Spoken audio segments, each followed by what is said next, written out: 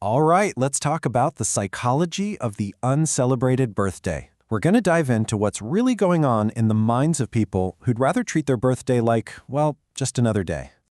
Have you ever just wanted to skip your birthday? You know that feeling, right? Everyone else is getting all hyped up and you're just sitting there hoping the day passes without any big fuss. If that's you, trust me, you are so not alone. And the reason why? It's way more interesting than you probably think. Look, if people have called you a killjoy or just assumed you're bummed about getting older, I want you to listen up. We're about to look at this from a completely different angle, because psychology shows that this isn't some kind of flaw. Actually, it could be a sign of a pretty unique and powerful cognitive strength. Okay, so first things first, let's tackle the biggest misconception head-on. This whole idea that if you don't celebrate, something must be wrong with you. And this right here, this is a total reframe.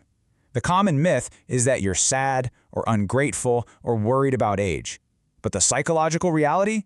It's that you likely have low social dependency and really high emotional regulation.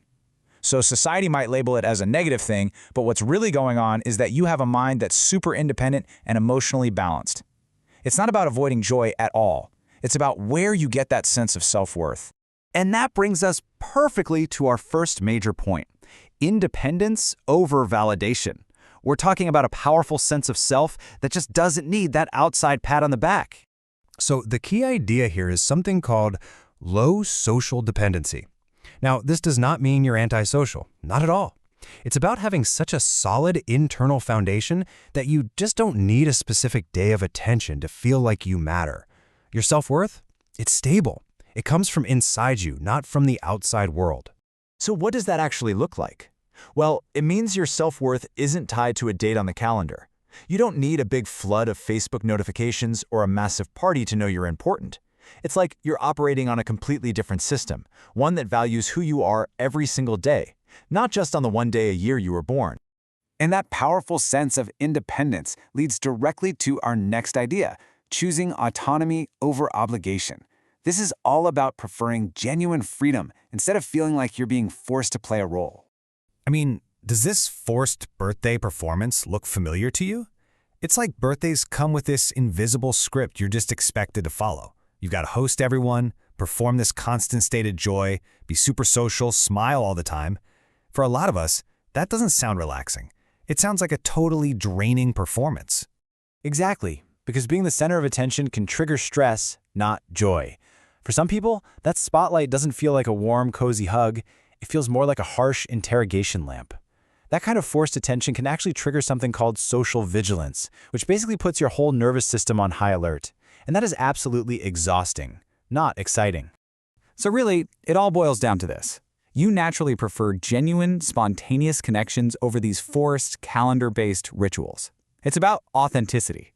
You value real moments far more than a scheduled event where everyone feels obligated to pay attention to you. And you know, that preference for what's genuine and real connects beautifully to our third big idea here, which is choosing balance over hype.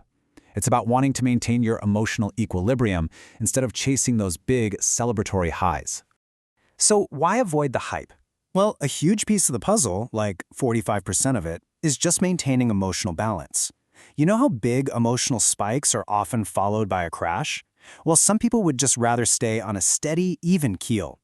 And another big part, about 35%, is protecting yourself from disappointment. It's actually a brilliant protective mechanism. If you don't build up these massive expectations, there's no way you can be let down. This really gets to the core of how your mind might see time itself. Instead of seeing birthdays as these huge, separate milestones, you see life more like a continuous journey. The date isn't some big party trigger. It's a natural point for quiet reflection on the past, a moment for self-evaluation in the present, and a time to focus on your continuous growth into the future. It's a private moment, you know, a time to really think about your progress. So when you pull all these pieces together, what do you get? It paints a picture not of someone who's detached or sad, but of someone with a really unique and powerful mindset. This is your quiet strength. Let's break down what it's really made of. First off, you are independent. Your value isn't up for debate, and it sure isn't decided by one single day of public recognition. Second, you are balanced. You're someone who instinctively protects your own emotional energy. You choose stability and calm over forced hype and those potential emotional crashes. And finally, you are reflective, deeply reflective. You value real internal progress and meaning way more than you value external applause. So I want to leave you with this question.